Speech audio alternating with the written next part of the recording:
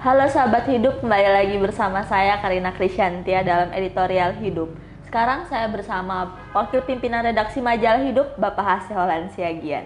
Halo Pak, apa kabar? Halo Karin, kabar baik Karin. Bagaimana hari ini? Ya, tetap kita bersemangat ya. Iya. Kemarin kan kita baru merayakan hari Komsos keberapa coba? Ke-54. Nah gitu ya. Jadi ada sesuatu yang istimewa pada perayaan kali ini ya. Istimewanya tentu saja kemarin-kemarin terutama di Vatikan semuanya dengan live streaming gitu ya. Lalu kemudian sesudah situasi di Italia, di Vatikan membaik lalu ya. Kemudian misa live streaming itu dihentikan Bapak Suci, lalu kemudian mulai dibuka basilika, mulai juga dibuka tempat-tempat yang lain, tapi tentu saja dengan ketentuan yang berlaku di Italia. Di kita juga di Indonesia juga kan kita mungkin kita akan beralih ke sana, kita mendengar banyak berita di beberapa tempat sudah mulai yang korban itu sudah tidak naik lagi, bahkan sudah berhenti di situ. Nah, mudah-mudahan situasi ini akan lebih baik ke depan begitu. Nah, di situ peran Komsos bagaimana? Tetap kan harus mewartakan, menyiarkan acara-acara di gereja, entah itu misa, entah ibadat, entah itu rosario kayak kemarin. Nah, sekarang seperti di Jakarta kan ada juga rosario merah putih gitu ya. Dan itu sesuatu yang harus dikerjakan oleh teman-teman di Komsos gitu ya. Komsos telah menjadi penggerak utama di dalam situasi seperti ini.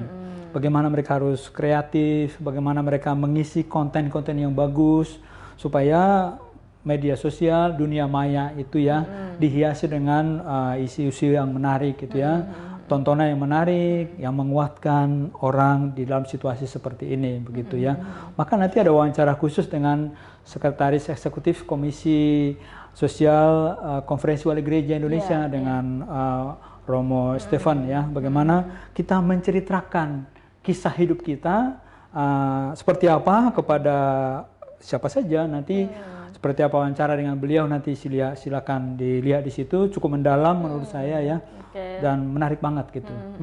Nah, tadi kan Bapak bilang ada wawancara dengan Sekretaris Eksekutif juga kan. Nah, apakah pesan Paus di sini juga diulas pasti di dong, ini? Pasti dong Karin, karena ulasan sajian utama kita kali ini justru berdasarkan pesan Paus pada hari komunikasi yang ke-54 ini.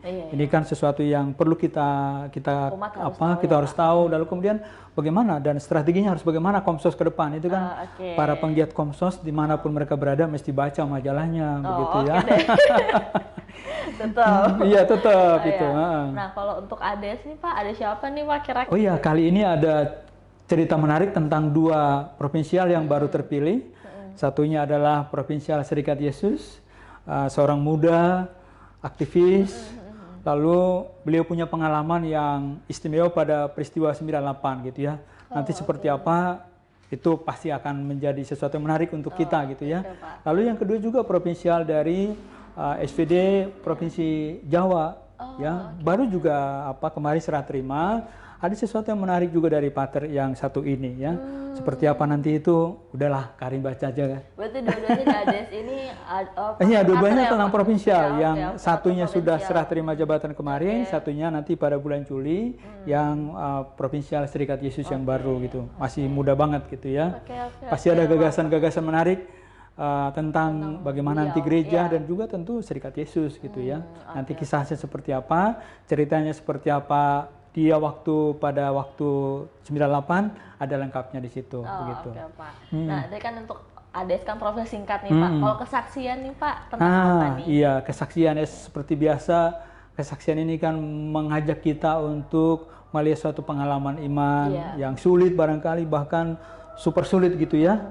Ini ada seorang namanya Cecilia ya. Jadi bagaimana dia katanya merawat ibunya yang kena COVID-19 gitu ya.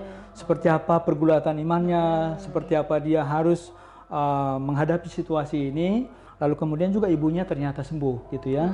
Nah, bagaimana dia sendiri mengalami detik demi detik, hari demi hari mendampingi sang mama yang puji Tuhan ya sembuh begitu ya. Nah, nanti kisahnya seperti apa? Karin dan juga pembaca majalah hidup bisa menikmatinya sendiri nanti ya. Baca sendiri ya. Baca sendiri dong. Edisi ini. Karena dengan membaca kan kita menginternalisasi, meresapkan dalam diri kita, bahkan mungkin membawa kita juga bermeditasi gitu ya. Ya kan, seperti saya kira di rubrik jendela ya. Oh iya.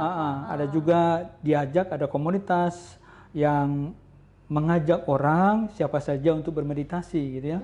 Karena meditasi kan penting gitu ya. Apalagi di situasi seperti ini ya Pak ya. Iya. Orang harus mengambil jarak begitu Iya, ya. harus mengambil jarak, makin dekat dengan dirinya sendiri dan juga dengan Tuhan gitu ya. Itu nanti baca di rubrik jendela gitu ya. Oke. Nah selain itu untuk renungan nih Pak, seperti biasa renungan harian atau renungan minggu. Nah, yang renungan minggu itu ditulis oleh Monsinyur Harjo. Itu bagaimana kita menghayati, kan muncul pertanyaan gini ya.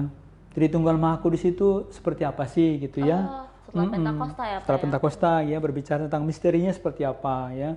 Jadi untuk kita itu selalu pertanyaan bagaimana sih menghayati Tritunggal Maha Kudus gitu ya. Nanti bisa dilihat di sana penjelasan Bapak Uskup, mudah dicerna, sangat mudah dicerna.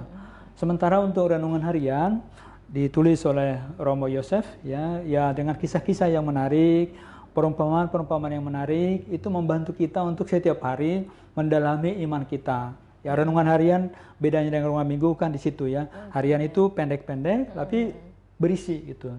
Seperti apa isinya nanti lihatlah satu hari satu renungan untuk satu hari gitu.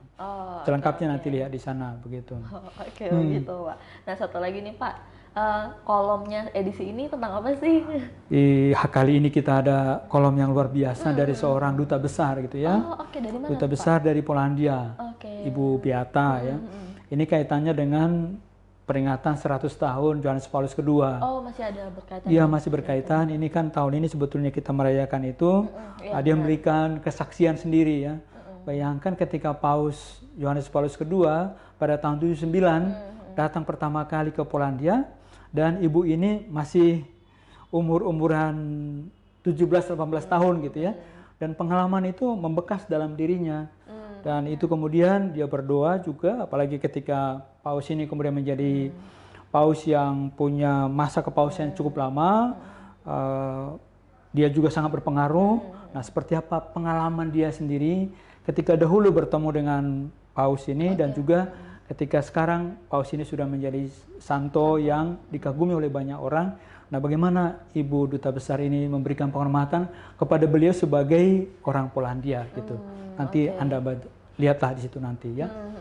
Ini majalah semakin kontekstual ya Pak ya? Ya, harus dong. Sabar sih buat baca. Ini dia Karin, covernya.